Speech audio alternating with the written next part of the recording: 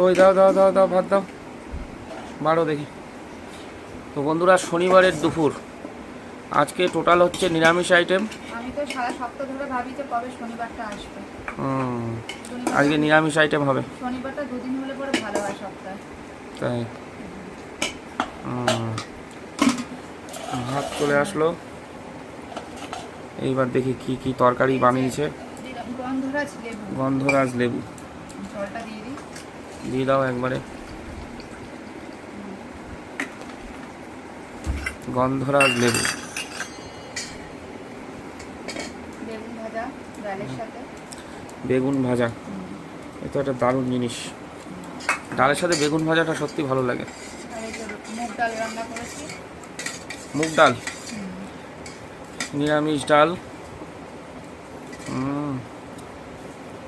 ব্যাস ব্যাস ব্যাস ব্যাস, অল্প অল্প ভালো। আর একটা এই জিনিসটা তো দারুণ জিনিস, ঝিঙে পোস্ত হেভি লাগে। পোস্ত দিয়ে ঝিঙে দিয়ে খুব একটা দারুণ রেসিপি, এটা নিয়ে কোনো সন্দেহ নেই। কিন্তু আখি আবার খেতে চায় না, আখি আবার আলু পোস্ত ভালো লাগে। আলু পোস্ত ভালো লাগে, তো সমস্যা। আর এই যে ওরা তো সবজি খেতে চায় না বলেই। সয়াবিন রান্না করেছি। সয়াবিন, সয়াবিন আলু দিয়ে। তো আজকে নিরামিষ আইটেমগুলো কেমন হয়েছে অবশ্যই আপনারা কমেন্ট করে জানাবেন, আর আমি খেয়ে জানাবো। ঠিক আছে, আমি খেয়ে জানাবো। তো দেখা যাক।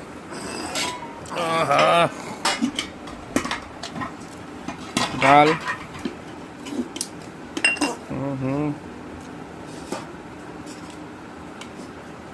গন্ধরাজ লেবু, বেগুন ভাজা,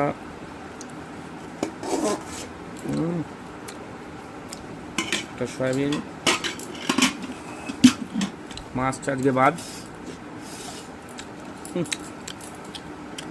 তো বন্ধুরা, এখন হচ্ছে সব থেকে ভালো জিনিস, সেটা হচ্ছে ঝিঙে পোস্ত। দেখুন,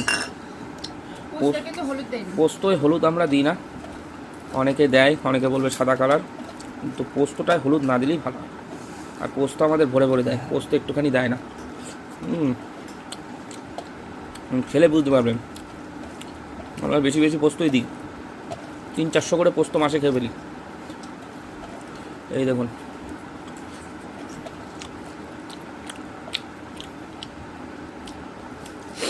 ঝিঙে দিয়ে বেশ একটা দারুণ ব্যাপার।